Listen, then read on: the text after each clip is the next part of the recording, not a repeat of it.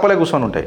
బెక్క బెక్క బెక్క బెక్క బెక్క బెక్క ఆడికిన్న పురుగు పోయిందంటే ఆల్అవుట్ల లెక్కల మింగుతాయి. కాంగ్రెస్ ఇంకా రేవంత్ రెడ్డి మీద ప్రెషర్ వేస్తున్నట్టు ఒక్క దాఖలాలు చూపెట్టరు. ఒక్క ఛాన్స్, ఒకే ఒక్క ఛాన్స్. సీట్స్ వచ్చినాయి, స్వీట్లు ఏవి కార్యకర్తకు. తెలంగాణ బీజేపీ వర్కర్కి క్లియర్ కట్గా తెలుసు ఏది ట్రూతో ఏది రూమరో. ఈ డెసిషన్స్ ఏవైతే ఉంటాయో చూడు, కేవలం ఆ నలుగురు చుట్టే తిరుగుతాయి. ఇడ నువ్వు క్వశ్చన్ చేసినావు అనుకో, నేను సస్పెండ్ చేస్తారు. నువ్వు ఎక్స్పోజ్ చేసుడు మొదలెట్టినావు అనుకో, నీ క్యారెక్టర్ అసాసినేట్ చేసుడు మొదలెడతారు. నువ్వు రెసిస్టెన్స్ ఇచ్చినావు అనుకో, నిలబడ్డావు అనుకో, ఫిజికల్ థ్రెట్లు అవుతాయి, ఫిజికల్ అటాక్లు అవుతాయి. నీ కోఆర్డినేషన్ లేకపోయి, నీకు స్పేస్ లేకపోయి, నన్ను కూర్చొని మాట్లాడదాం, కార్యకర్తల మనోభావాలు తెలుసుకుందాం అని అంటే నువ్వు ఉల్టా మాట్లాడినవాడే సస్పెండ్ చేసి పడేస్తావు. గిట్లా నడుస్తుంది ఆ పార్టీ. చిత్రగుప్తు ఇలా ఈకో సిస్టమ్ని సింగిల్ వారియర్గా ఢీకొట్టినాం, జిగర్ మీద నిలబడ్డాం, గులాంగిరి చేయలే ఎవరికి. చట్టానికి, న్యాయానికి, ధర్మానికి కట్టుబడి ఉన్నాం. దేర్ హీ సై పర్ దురుస్త్ విజయ్ కా ప్రాప్తి హోగి. జై హింద్, జై భారత్, జై తెలంగాణ. ఫ్రెండ్స్, నేను మీ Girish Dharamuni. Welcome to our channel Chitragupt. Social మీడియాలో వస్తున్న కథనాలు ఇది చూడు ఎట్లున్నదో. అది జాతీయ బ్రోకర్ల పార్టీ. బీజేపీ నాయకత్వంపై మాజీ MLA Aruri Ramesh fire. Warangal parliament ticket ఇచ్చి పార్టీ ఫండ్ పేరుతో బండి సంజయ్ నా దగ్గర నుండి 20 కోట్లు వసూలు చేశారు. దేశం కోసం, ధర్మం కోసం అంటూ ఉపన్యాసాలు దంచే కిషన్ రెడ్డి, బండి సంజయ్లకు వేల ఆస్తులు ఎలా వచ్చాయి?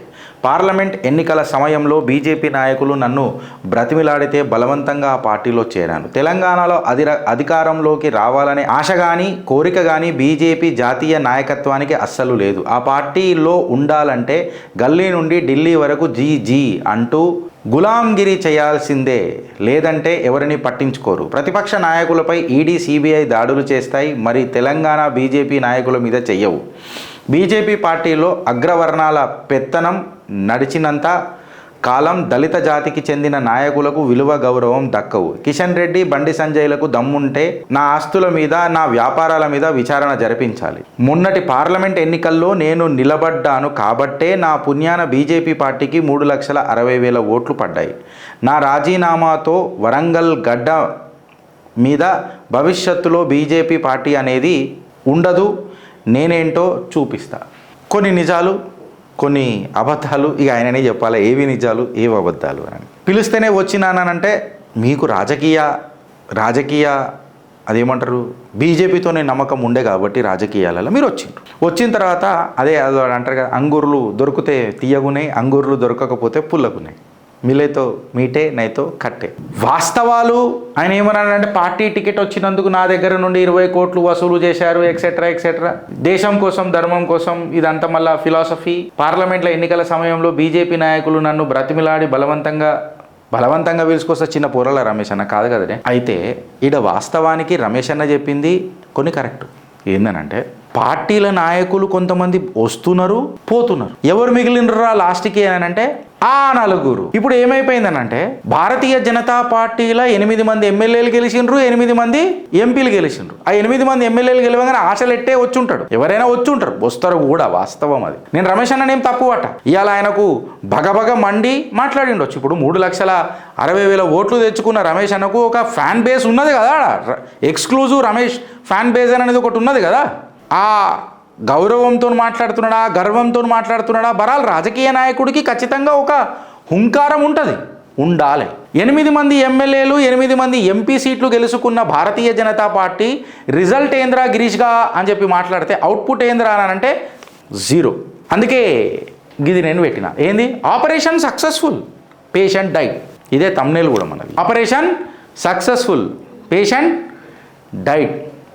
భారతీయ జనతా పార్టీ సీట్లు గెలిచింది.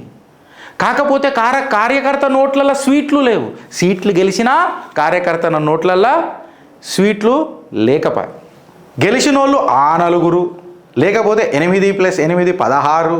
వీళ్ళు కలిసి ఏమంటారు, నంబర్లను మనం సెలబ్రేట్ చేద్దాము అని అంటాం. ఏడ కనిపించిన ఈ నంబర్లు ఏం చేద్దాము అని చెప్పి చూస్తే ట్రాఫీలు మొత్తము ఇక అది ఏమంటారు, ఇక బంకమట్టితో చేసినవి ఉంటాయి చూడు, గట్లున్నాయి. ట్రాఫీలు అంతా ముట్టుకుంటే బంకనే. 8 మంది ఎమ్మెల్యేలు అసెంబ్లీలు ఉండే, 8 మంది ఎమ్మెల్యేలు పార్లమెంట్లు ఉండే. కాకపోతే తెలంగాణ బీజేపీ 2023 ఎలక్షన్స్లో ఏవైతే జరిగినాయి చూడు, అప్పటి నుంచి ఇప్పటిదాకా థర్డ్ టర్మ్ అగర్ బీజేపీ తీసుకొని చూస్తే, సెంట్రల్ బీజేపీ థర్డ్ టర్మ్ది, తెలంగాణ స్పెసిఫిక్ ఫైట్, తెలంగాణ కొరకు ఇగో ఈ పోరాటం మేము చేస్తున్నాము, తెలంగాణ ప్రజల కోసము ఈ పోరాటం చేస్తున్నాం అన్నది మీకు ఎక్కడైనా దాఖలాలు కనబడ్డాయా? ఏమైనా మాస్ మూమెంట్ కనబడ్డదా? ఇష్యూ బేస్డ్ అజిటేషన్ ప్రొటెస్ట్లు ఏమైనా కనబడ్డాయా? ఒకటే మాట బ్రదర్, కాంగ్రెస్ ఇంకా రేవంత్ రెడ్డి మీద ప్రెషర్ వేస్తున్నట్టు ఒక్క దాఖలాలు చూపెట్టుర్రు. ఒక్క ఛాన్స్, ఒకే ఒక్క ఛాన్స్. 40 year ఇండస్ట్రీ, దీనమ్మ జీవితం. నేను కూడా కాంగ్రెస్ మీద ఒక్క ప్రెషర్ వేసిండ్రా?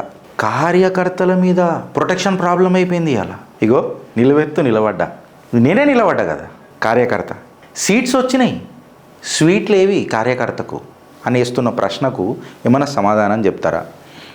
ఈ నలుగురు సిండ్రోమ్ ఏదైతే ఉంది చూడు, మళ్ళీ ఇది పార్టీయా లేకపోతే ప్రైవేట్ క్లబ్బా అని చెప్పి అలా కార్యకర్తలు మాట్లాడితే భారతీయ జనతా పార్టీ ఏం మాట్లాడుతుంది? రాజగోపాల్ రెడ్డి గారు వచ్చిండ్రు, పోయిండ్రు. కొంతమంది నాయకులు జాయిన్ అయినరు, పోయినోళ్ళు దుమ్మెత్తుకుంటూ దూసిండ్రు, పోయిండ్రు. కొంతమంది దగ్గరుండే పార్టీ వాళ్ళని పంపించిండ్రు అని చెప్పి ఆ టైంలో ఆరోపణలు వచ్చినాయి.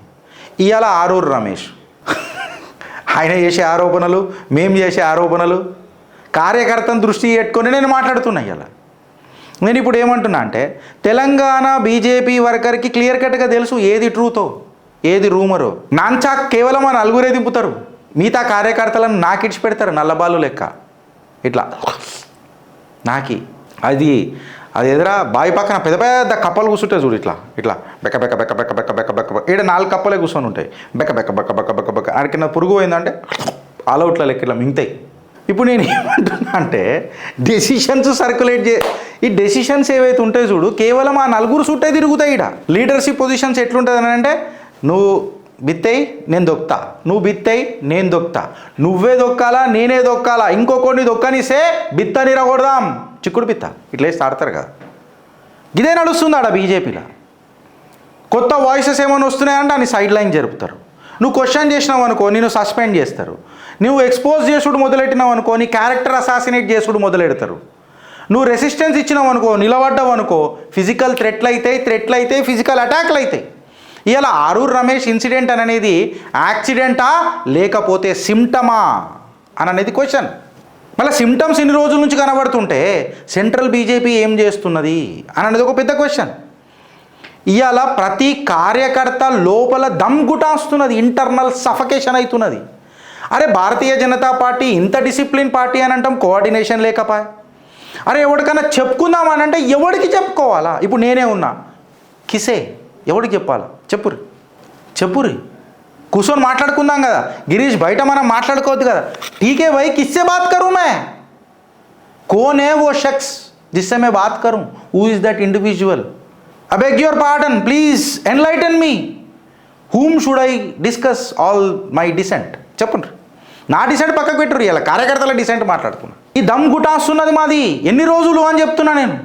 నీ కోఆర్డినేషన్ లేకపోయి, నీకు స్పేస్ లేకపోయి, నన్ను కూర్చొని మాట్లాడదాం, కార్యకర్తల మనోభావాలు తెలుసుకుందాం అని అంటే నువ్వు ఉల్టా మాట్లాడినవాడే సస్పెండ్ చేసి పడేస్తావు. గిట్లా నడుస్తుంది ఆ పార్టీ. అప్నా సర్కార్ అని అనుకున్నాం, డబుల్ ఇంజన్ సర్కార్ అంటే గిట్లుంటుందా? ఇంజన్లో పిస్టన్ తీసి ఇంజన్ నడవాలనంటే నడతారా? ఇది డిసిప్లిన్ అంటారా లేకపోతే కంట్రోల్ పాలిటిక్స్ అంటారా? మీ కమెంట్ రూపంలో చెప్పుర్రి ఫ్రెండ్స్. ఆ నలుగురే డిసైడ్ చేయాలి. మొన్న కూడా చాలామందిని సస్పెండ్ చేస్తా, అది చేస్తా, ఇది చేస్తా, ఓ ధమ్కీలు పడ్డాయి కదా, దాస్కి ధమ్కీలలాగా. ఇప్పుడు నేనేం అడుగుతున్నా అంటే, తెలంగాణ బీజేపీ వర్సెస్ కాంగ్రెస్ తీసుకుంటే మళ్ళీ ఇది వీళ్ళు నిజంగా చెప్పాలంటే కాంగ్రెస్కి విపక్షమా లేకపోతే స్వపక్షమా అనే క్వశ్చన్ వచ్చింది. హైడ్రా మీద మాట్లాడలే, రైతు భరోసా మీద మాట్లాడలే, బనకచెర్ల వాటర్ డైవర్జన్ మీద మాట్లాడలే, 6 గ్యారెంటీలు అమలైతలేవని చెప్పి మాట్లాడతలేరు, పెన్షన్ల మీద నిన్నటిదాకా పత్తలేకపోయా, ఫీ రియంబర్స్మెంట్ ఇప్పటిదాకా లేకపోయా, జాబ్ క్యాలెండర్ ఏంది అని అంటే ముచ్చటనే లేకపోయా, యూనివర్సిటీలు ఇప్పటిదాకా స్టాఫ్ లేకుండా నడుపుతున్నారు, పేపర్లలో కూడా వచ్చాయి, దాని మీద పంచాయతీ లేకపోయా, ఫారెస్ట్ డిపార్ట్మెంట్లలోనైతే తవ్వినంత దాని మీద ఒక్కడికి తెలియకపోయా, హెచ్యు ల్యాండ్ కాంట్రవర్సీలలోనైతే ఇక నేను దాని గురించి ఎంత తక్కువ మాట్లాడతా. బీజేవైఎం పోరలను పక్కకు పెట్టుర్రి, ఏబీవీపీ పోరలను పక్కకు పెట్టుర్రి. ఇప్పుడు ఈ బీజేవైఎం వాళ్ళు మాట్లాడారు, ఏబీవీపీ వాళ్ళు మాట్లాడారు కదా, ఎంతమంది ఏబీవీపీ పోరలకు ఎంతమంది బీజేవైఎం పోరలకు మీరు టికెట్ ఇచ్చిరా? ఇయ్యలే. హిల్ట్ మీద ఎవడన్నా మాట్లాడాలి, కరీంనగర్ గ్రనైట్ స్కామ్ మీద ఎవడన్నా మాట్లాడినా మాట్లాడలే. అరే సున్నపు నిలువలు కోఆర్డినేట్స్ లేకుండా ఆక్షన్ అయినాయి, దాని మీద ఎవడన్నా మాట్లాడిందంటే సైలెంట్. పీడిఎస్ రైస్ స్కామ్ గొంతు ఎండిపోయేటట్టు ఒర్లినా ఓడన్నా మాట్లాడుతున్నాడా? మాట్లాడతలేడు. ఇవన్నీ మాట్లాడతలేడు అని అంటే మళ్ళీ వెనకకేని కుర్చీ మడత పెట్టి కూ కుక్కు కుక్కు కుక్కు కుక్కు. తెలంగాణ బీజేపీ ఎందుకు సైలెంట్ స్పెక్టేటర్ లెక్క ఉన్నది? అపోజిషన్ కాంగ్రెస్ పార్టీని ఎందుకు ఎండగడతలేదు? ఒక మాట అడుగుతా, ఇవన్నీ పక్కకు పెడదాంరా. బీఎడ్ కాలేజీలు తక్కువ అవుతున్నాయి, క్లోజ్ అవుతున్నాయి, ష్రింక్ అవుతున్నాయి, స్టాఫులు లేక బంద్ అవుతున్నాయి. నేనేం అడుగుతున్నానంటే, ఒక అపోజిషన్ పార్టీ బీఎడ్ కాలేజీల మీద కూడా కొట్లాడకపోతే ఇది ప్రభుత్వంలోకి వచ్చి పీక్ కట్టలు కడతా అదరా రేపు? నీ నాణ్యమైన ఎడ్యుకేషన్ మీద మాట్లాడతలేరు. ఇప్పటిదాకా ఒక వైట్ పేపర్ శ్వేతపత్రం అసెంబ్లీలోనన్నా మాట్లాడినరా? అసెంబ్లీలో డిబేట్ లేపినరా? స్టూడెంట్ వింగ్లను ఏమైనా మొబిలైజ్ చేసినరా? కాంగ్రెస్ ముక్కు వింటిరా, చెవు వింటినరా? ఇంకో మాట మాట్లాడతారు, భారతీయ జనతా పార్టీ వస్తే మీ చైల్డ్ ఫ్యూచర్ సేఫ్ ఉంటుందని. మళ్ళీ నా మీద ఇప్పటిదాకా 4 దాడులు అయినాయి. మళ్ళీ నా చైల్డ్ ఫ్యూచర్ ఏంది? నా చైల్డ్ ఫ్యూచర్ ఏంది? నా పిల్లల ఫ్యూచర్ ఏంది? వాళ్ళ తండ్రికి ఏమన్నా అయిన ఉంటాయి. నేను చెప్పుడు కాదు, దాడి చేసిన వాళ్ళే కొంతమంది మాట్లాడినరు తర్వాత ఎందుకు దాడి చేసినామో అని. దాడి చేసినామని ఒప్పుకున్నారు కదా, వాళ్ళ నెత్తి మీద ఏం ట్యాగ్ ఉన్నది? మళ్ళా ఇది కన్ఫర్మేషన్ కాదా? ఓవర్వెల్మింగ్ ఎవిడెన్సెస్ ఉన్నాయి మా దాడి ఎందుకు జరిగిందని. ఇది ఒక్కదాని మీద ఆన్సర్ ఇవ్వను, ఒక గింజ పట్టుకుంటే చాలు కదా మొత్తం. కార్యకర్తలు స్ట్రగుల్ అవుతున్నారు.